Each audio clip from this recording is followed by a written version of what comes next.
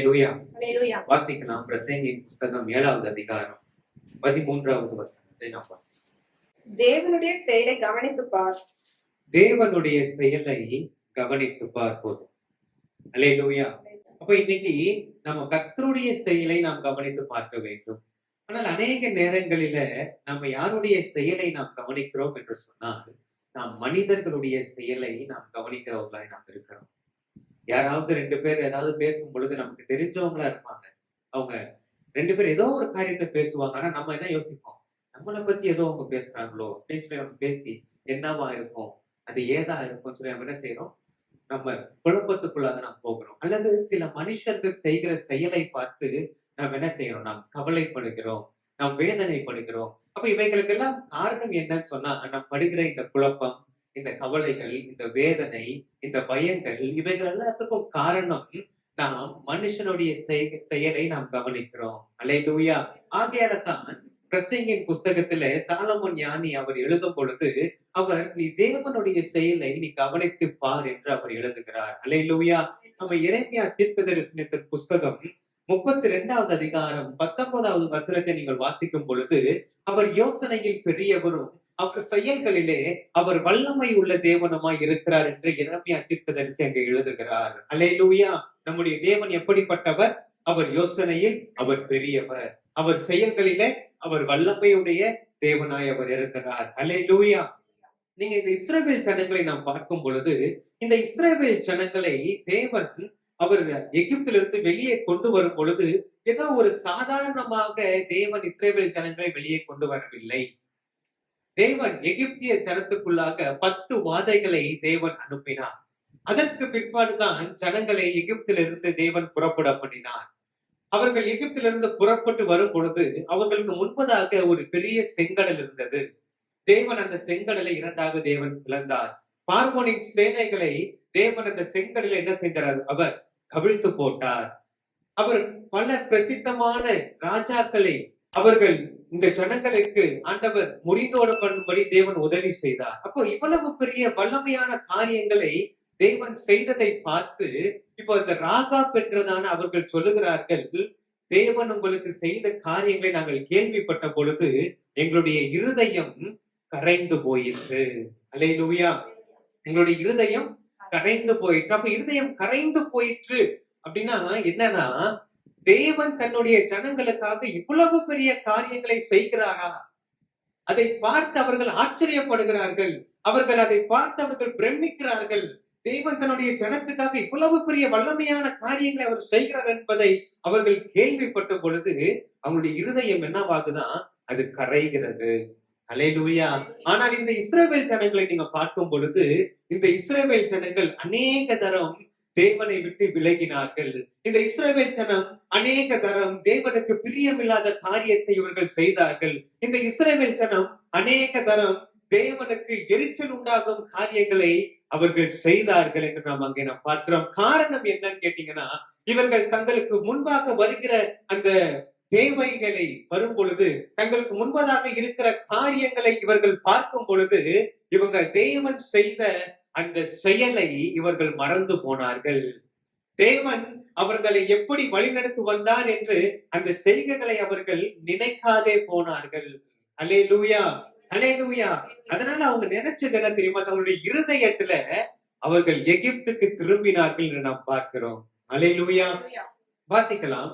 மத்தேயு சுவிசேஷத்தின் 16வது அதிகாரம் 6லிருந்து 7 வசனத்தை வாசிப்போம். இயேசு அவர்களை நோக்கி பரிசேயர் சதுசேயர் என்பவர்களின் புளித்த மாவை குறித்து எச்சரிக்கையா இருங்கள் என்றார். என்பவர்களின் புளித்த மாவை குறித்து எச்சரிக்கையா இருங்கள் என்றார். நாம் அப்பங்களை கொண்டு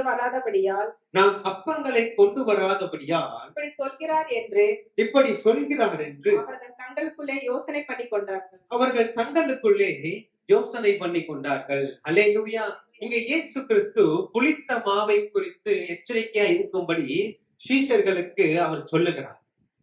புளித்த மாவு என்று சொல்லும் பொழுது மாய்மாலமான உபதேசத்துக்கும் கள்ள உபதேசங்களுக்கும் நீங்கள் எச்சரிக்கையா இருக்க வேண்டும் என்று இயேசு சீஷர்களுக்கு அறிவிக்கிறார். அல்லேலூயா. காரணம் என்னன்னு கேட்டீங்கன்னா, இந்த மாய்மாலமான உபதேசமும் இந்த கள்ள உபதேசமும் என்ன செய்யும்னா ஒரு விசுவாசியை அவனுடைய விசுவாசத்தை முற்றிலுமாய் அழித்து போடும். அதனாலதான் அங்க இயேசு சொல்லுகிறார், நீங்கள் புளித்த மாவை குறித்து நீங்கள் எச்சரிக்கையாய் நீங்கள் இருங்கள். ஆனா சீஷர்கள் என்ன யோசிக்கிறாங்கன்னா, அவங்க அந்த பிரயாணத்துல வரும் பொழுது அவர்கள் அப்பங்களை அவர்கள் எடுத்துக்கொண்டு வர மறந்து போனார்கள். அதனால அவங்க நினைக்கிறாங்க, நம்ம அப்பத்தை நம்ம கொண்டு வராதனாலதான் இயேசு நமக்கு இப்படி கண்டிப்பாய் பேசுகிறார்.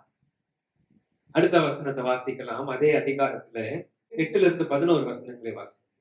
இயேசு அதை அறிந்து, அற்ப விசுவாசிகளே, அப்பங்களை கொண்டு வராததை குறித்து நீங்கள் உங்களுக்குள்ளே யோசனை பண்ணுகிறது என்ன? இன்னும் நீங்கள் உணரவில்லையா?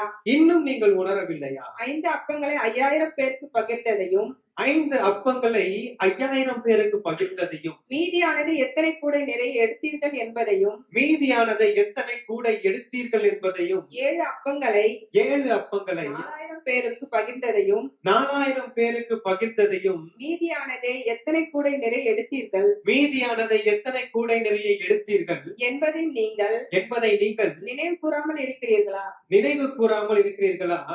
11 பரிசேயர், சதுசேயர் என்பவர்களின் புளித்த மாவுக்கு எச்சரிக்கையா இருக்க வேண்டும் என்று நான் சொன்னது அப்பத்தை குறித்து சொல்லவில்லை என்று நீங்கள் உணராதிருக்கிறது எப்படி என்றார். அல்லேலூயா. நீங்க இயேசு கேட்கிறாரு, எப்பா நான் 5 அப்பம் 2 மீன் 5000 பேருக்கு கொடுத்து எத்தனை கூட நீங்க மீதம் எடுத்தீங்க? நீங்க நினைக்கலையா? 7 அப்பங்களை நீங்கள் 4000 பேருக்கு கொடுத்து மீதமாக நீங்க எத்தனை துணிக்கைகளை நீங்கள் எடுத்தீர்கள்? அதை நீங்கள் நினைவு கூறவில்லையா? அல்லேலூயா. தேவன் கேட்கிறார், நான் அண்ட சராசரங்களை நான் படைத்தவர், இந்த பூமியை நான் உண்டாக்கினவர், என்னால ஒரு அப்பத்தை பன்மடமாக பெருக செய்ய முடியாதா? நீங்கள் உணராமல் இருக்கிறீர்களா? நீங்கள் இன்னும் உங்களுடைய இருதயம் கரையாமல் இருக்கிறதா என்று தேவன் ஆண்டவராகிய இயேசு சீஷரை பார்த்து கேட்கிறார். அல்லேலூயா. தேவனுடைய செயலை நாம் கவனிக்கிறவர்களாய் இருக்க வேண்டும். அல்லேலூயா. தேவனுடைய செயலை நாம் கவனிக்கிறவர்களாய் நாம் இருக்க வேண்டும். நம்முடைய வாழ்க்கையில கூட சில நேரம் போராட்டங்கள், பிரச்சனைகள், கண்ணீர்கள் வரும் பொழுது நம்ம என்ன செய்யறோம்? தேவனுடைய செயலை நாம் மறந்து போகிறோம். நம்முடைய தேவன் எப்படிப்பட்டவர் என்பதை நாம் மறந்து போகிறோம். நம்முடைய தேவன் எப்படிப்பட்ட வல்லமை உடைய தேவன் என்பதை நாம் மறந்து போகிறோம். அல்லேலூயா. ஆகையால்தான் பிரசங்கி எழுதுகிறார், தேவனுடைய செயலை கவனித்து பார். அல்லேலூயா. வாசிக்கலாம். சங்கீதங்களின் புஸ்தகம் 77வது சங்கீதம் 11வது வசனத்தை வாசிப்போம். கர்த்தருடைய செயல்களை நினைவு கூறுவேன், உம்முடைய பூர்வ காலத்து அதிசயங்களை நினைவு கூறுவேன். அல்லேலூயா. இந்த சங்கீதக்காரர் தன்னுடைய வாழ்க்கையில பலவிதமான போராட்டங்களை சந்தித்த ஒரு மனுஷன். சொந்த மகன் அப்சலோமால் துரத்தப்படும் பொழுது காலில செருப்பு இல்லாமல் மலைக்கு ஓடின ஒரு மனுஷன் இந்த தாவீது ராஜா. இந்த தாவீது ராஜா அவர் சொல்லுகிறார், நான் கர்த்தருடைய செயலை நான் நினைவு கூறுவேன். அல்லேலூயா. நான் ஆடு மேய்க்கும் பொழுது ஒரு சிங்கத்தையும் கரடியையும் நான் முறியடித்திருக்கிறேன். நான் என்னுடைய அண்ணன்களுக்கு நான் சாப்பாடு கொண்டு போகும் பொழுது கோலியாத்தை நான் ஜெயித்திருக்கிறேன். அதற்கு பிற்பாடு எத்தனையோ யுத்தங்களை நான் ஜெயித்திருக்கிறேன். இவைகளை எல்லாம் எனக்கு உதவி செய்தது என்னுடைய தேவன். அல்லேலூயா. அதை நான் நினைவு கூறுகிறேன், அவருடைய செயலை நான் நினைவு கூறுகிறேன் என்று தாவீது ராஜா சொல்லுகிறார். அல்லேலூயா.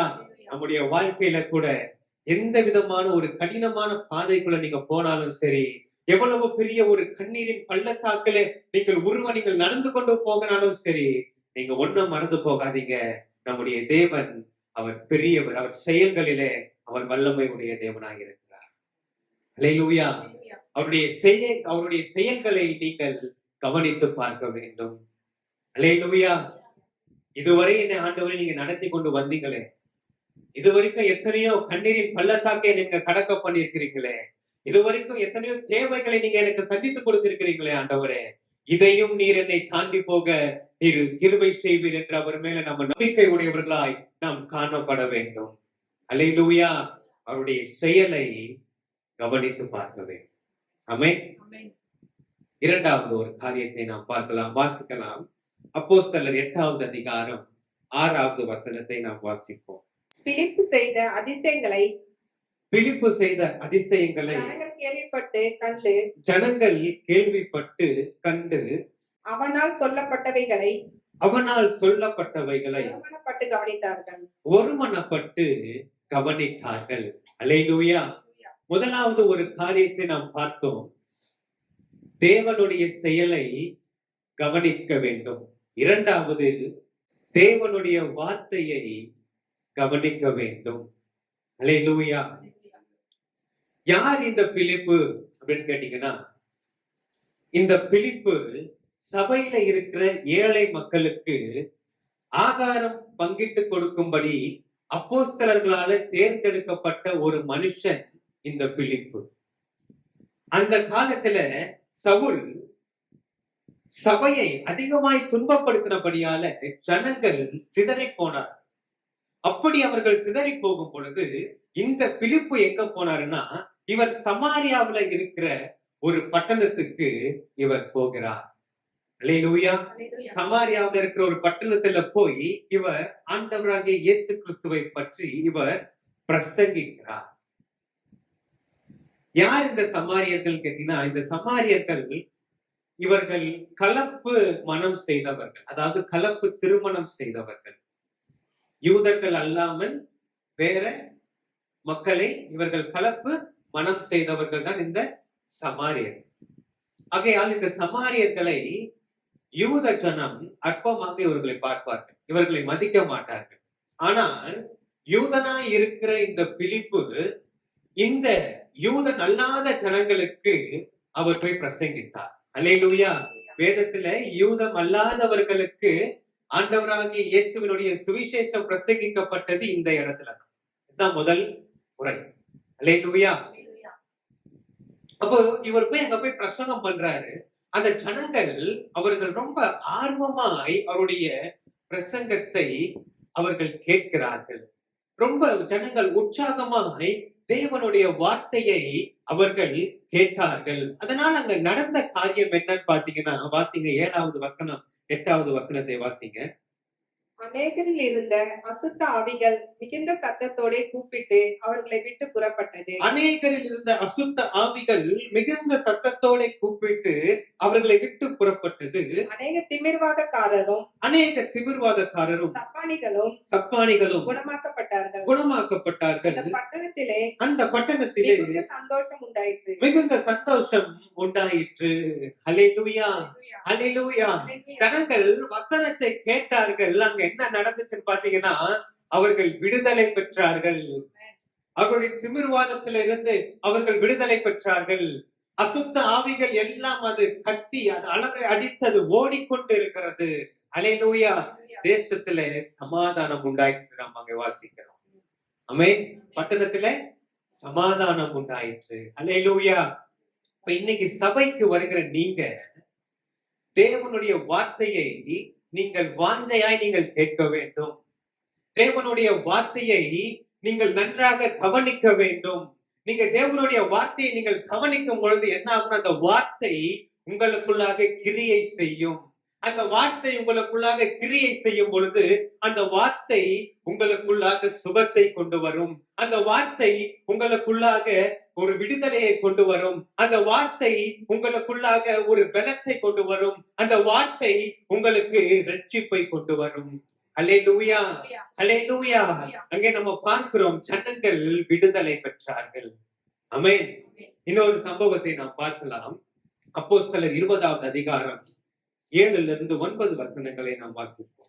வாரத்தின் முதல் நாளிலே அப்பம் பிற்கும்படி சீஷர்கள் கூடி வந்து இருக்கையில் பவுல் மறுநாளிலே புறப்பட வேண்டும் என்று இருந்து அவர்களுடனே சம்பாஷித்து நடுராத்திரி மட்டும் பிரசங்கித்தான். அவர்கள் கூடியிருந்த மேல் வீட்டிலே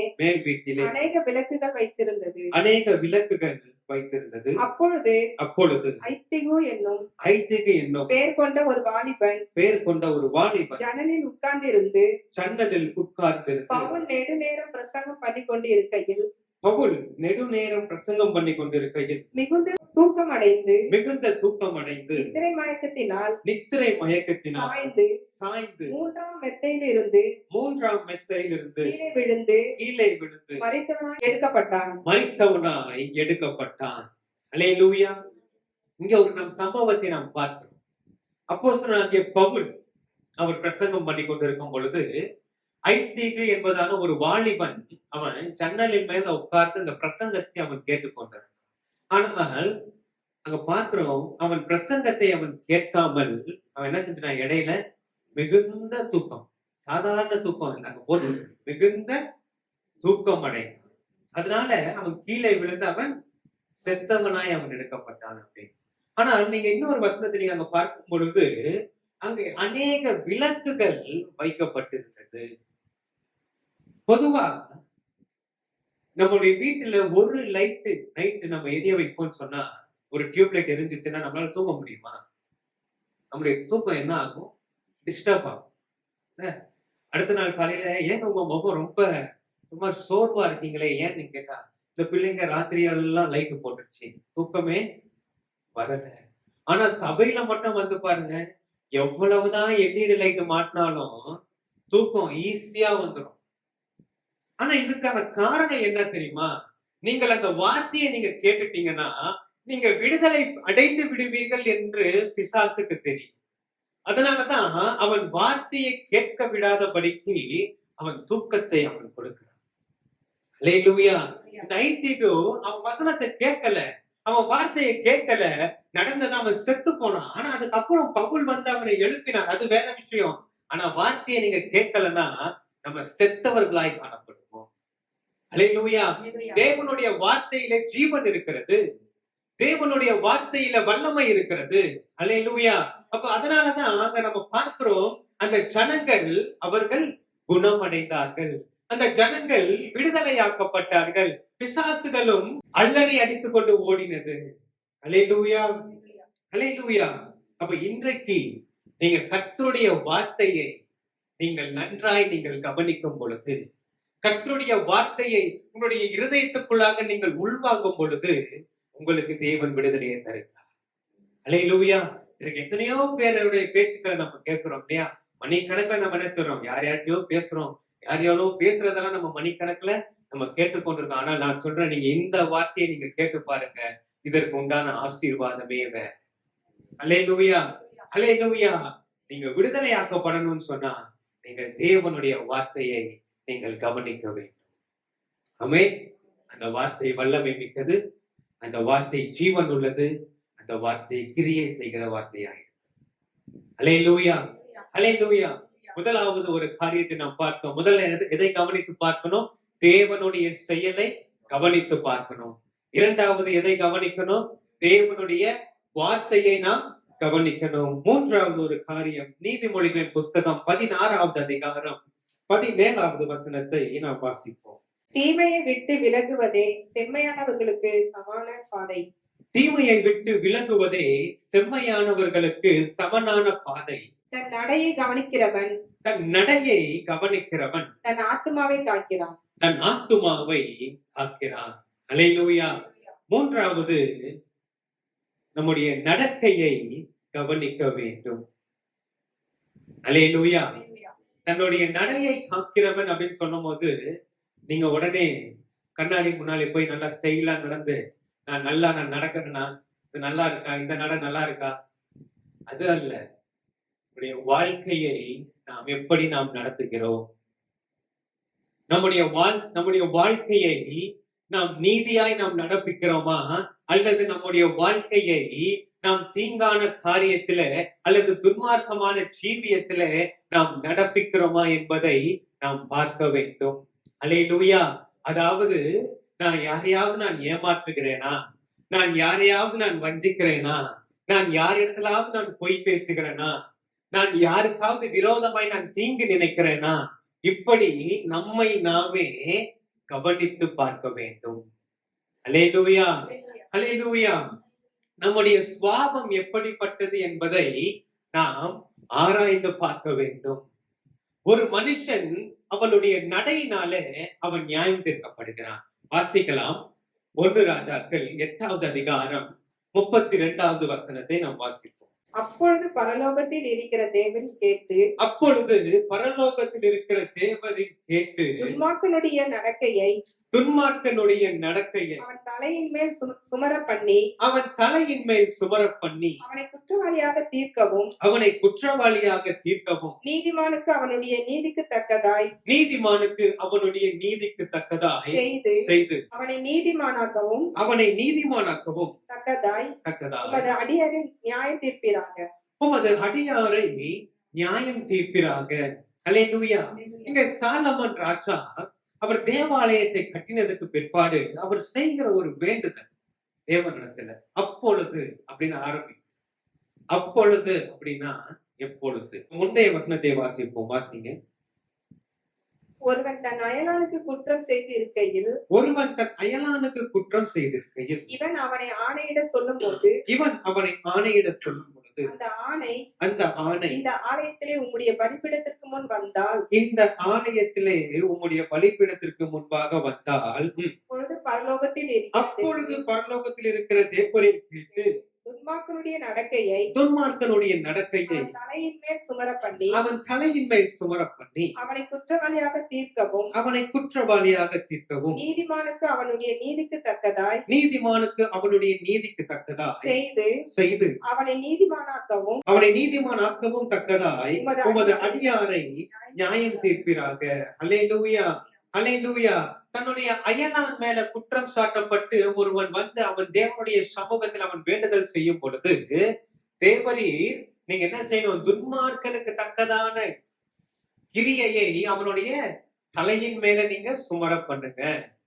அதே போல நீதிமானுக்கு ஏற்ற பலனை நீதிமானுக்கு வழங்க வேண்டும். அல்லேலூயா. நல்லா பாருங்க, மனுஷனுடைய நடக்கைனாலதான் அவனுக்கு என்ன வருது? நியாய தீர்ப்பு. அல்லேலூயா. அதனாலதான் சங்கீதக்காரர் சொல்லும் பொழுது சங்கீதம் 37வது அதிகாரத்துல அவர் 2 விதமான மனுஷர்களை குறித்து அவர் பார்க்கிறார். ஒரு மனுஷன் அவன் கொடிய பலவந்தமான துன்மார்க்கமாய் அவன் இருக்கிறான். அவன் எப்படி காணப்படுகிறான்னு கேட்டீங்கன்னா, தனக்கு ஏற்ற நிலத்துல விளைந்த பச்சையான மரத்தை போல அவன் ரொம்ப செழிப்பாய் அவன் இருக்கிறான். அவன் செல்வ திரட்சி உடையவனாய் அவன் இருக்கிறான். ஆனால் இன்னொரு புறத்துல ஒரு மனுஷன் இருக்கிறான். அவனுடைய வருமானம் அவனுக்கு கொஞ்சமா தான் அங்க இருக்கிறது. ஆனாலும் அங்கே தாவீது சொல்லும் பொழுது அங்க சொல்லுகிறார். சங்கீதம் 37வது அதிகாரம் 25வது வசனத்தை வாசிப்போம். நான் இளைஞனாய் இருந்தேன் முதிர் வயதுள்ளவனும் ஆனேன். ஆனாலும் நீதிமான் கைவிடப்பட்டதையும் அவன் சந்ததி அப்பத்துக்கு இறந்து திரிகிறதையும் நான் காணவில்லை. அல்லேலூயா. இதை சங்கீதக்காரர் தன்னுடைய முதிர் வயதிலே அவர் எழுதியிருக்கிறார். ஆமென். அவர் சொல்றாரு, நான் இளைஞனாய் இருந்தேன் அப்படின்னா நான் வாலிபனாய் இருந்தேன். நான் ஒரு வாலிபனாய் இருக்கும் பொழுது நான் பார்த்தேன். என்ன பார்த்தேன்? நீதிமான் கைவிடப்பட்டதையும் அவன் சந்ததி அப்பத்துக்கு இறந்து திரிகிறதையும் நான் பார்க்கல. அதே போல இப்போ நான் எப்படி இருக்கிறேன்னா, நான் முதிர் வயது உள்ளவனா நான் மாறிட்டேன். இப்போ நான் கிழவனா நான் இருக்கிறேன். இப்பயும் நான் பார்க்கிறேன், நீதிமான் கைவிடப்பட்டதையும் அவன் சந்ததி அப்பத்துக்கு இறந்து திரிந்ததையும் நான் பார்க்கவில்லை. அல்லேலூயா. நல்ல மனுஷனுடைய நடைகள் கர்த்தரால் உறுதிப்படும். அவனுடைய நடைகளின் மேல் கர்த்தர் பிரியமாயிருக்கிறார். அல்லேலூயா. அவனுடைய வழிகளின் மேல தேவன் பிரியமாயிருக்கிறார். அல்லேலூயா. வாசிக்கலாம். வசனம் 36, 38 வரையில வாசி. ஆனாலும் அவன் ஒளிந்து போனான் பாருங்கள். அவன் இல்லை. அவனை தேடினேன். அவன் காணப்படவில்லை. ஆனால் ஒரு உத்தமனை நோக்கி செம்மையானவனை நோக்கி பார்த்திரு. அந்த மனுஷனுடைய முடிவு சமாதானம். அல்லேலூயா. இங்க 2 மனுஷர்களுடைய முடிவை அவர் எழுதி வைத்திருக்கிறார். ஆமென். ஒரு மனுஷன் அவன் கொடிய பலவந்தமான மனுஷன். அவன் எப்படி காணப்பட்டான்? தனக்கு ஏற்ற நிலத்துல விளைந்த பச்சை மரத்தை போல. ரொம்ப அவன் செழுமையா இருக்கிறான். ஆனால் அவனுடைய முடிவை குறித்து பார்க்கும் பொழுது அவனை தேடியும் அவனை காணவில்லை. அல்லேலூயா. ஆனால் அங்க ஒரு நீதிமானாய் ஒருவன் இருந்தான். ஒருவன் உத்தமனாய் ஒருவன் நடந்தான். ஆனால் அவனுடைய முடிவை குறித்து பார்க்கும் பொழுது அவனுடைய முடிவு சமாதானமாய் காணப்பட்டது. அல்லேலூயா, அல்லேலூயா. நம்முடைய நடக்கையை நாம் கவனிக்கிறவர்களாய் நாம் இருக்க வேண்டும். அல்லேலூயா. அப்ப நம்முடைய நல்ல நடக்கையை எப்படி அதை நாம் வெளிப்படுத்த முடியும் அப்படின்னு சொன்னா வாசிக்கலாம். யாக்கோபு 3வது அதிகாரம் 13வது வசனத்தை நாம் வாசிப்போம். உங்களில் ஞானியும் உங்களில் ஞானியும் விவேகமாய் இருக்கிறவன் எவனோ விவேகியுமாய் இருக்கிறவன் எவனோ அவன் ஞானத்திற்குரிய அவன் ஞானத்திற்குரிய சாந்தத்தோடே தன் கிரியைகளை நல்ல நடக்கையினாலே காண்பிக்க கடவன். நல்ல நடக்கையினாலே காண்பிக்க கடவன். அல்லேலூயா. ஒருவன் அவனை ஞானி என்று சொன்னாலும், ஒருவன் அவனை அறிவாளி என்று சொன்னாலும், ஒருவன் நான் அன்பு வைத்திருக்கிறேன் என்று சொன்னாலும், இல்ல இன்னொருவன் நான் விசுவாசம் உள்ளவன் என்று சொன்னாலும், இதெல்லாம் எப்படி காண்பிப்பாங்கன்னு சொன்னா அவர்களுடைய கிரியைகளினாலே அவர்கள் காண்பிப்பார்கள். அல்லேலூயா. எப்படி காண்பிப்பாங்க? அவருடைய கிரியை. அல்லேலூயா. ஆகையால்தான் நீங்க 1 பேதுருவின் புஸ்தகம் 2வது அதிகாரம் 12வது வசனத்தை வாசிங்க. புறஜாதிகள் உங்களை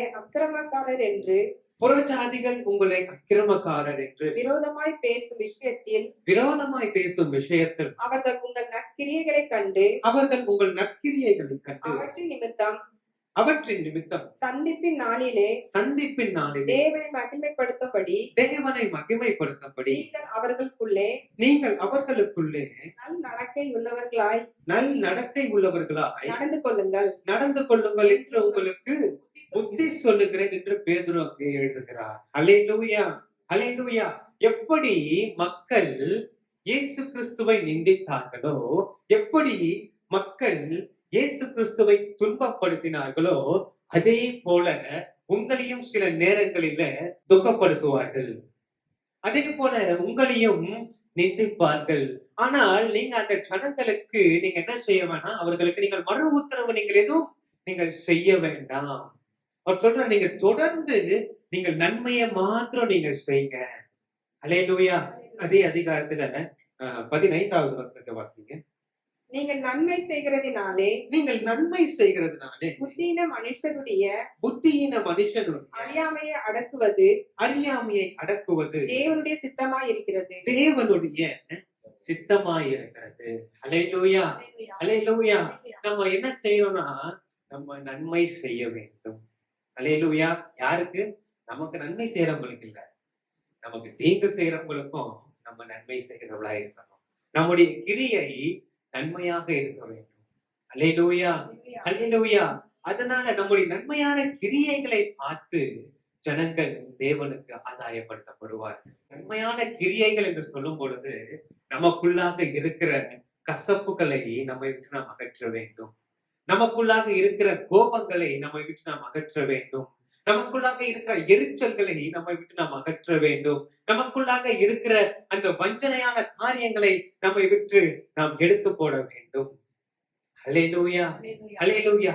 இதையெல்லாம் நம்ம விட்டு எடுத்துட்டு நம்ம நன்மையான கிரியைகளை நாம் செய்யும் பொழுது தேவன் நம்முடைய ஆத்மாவை காக்கிற தேவனாக இருக்கிறார்.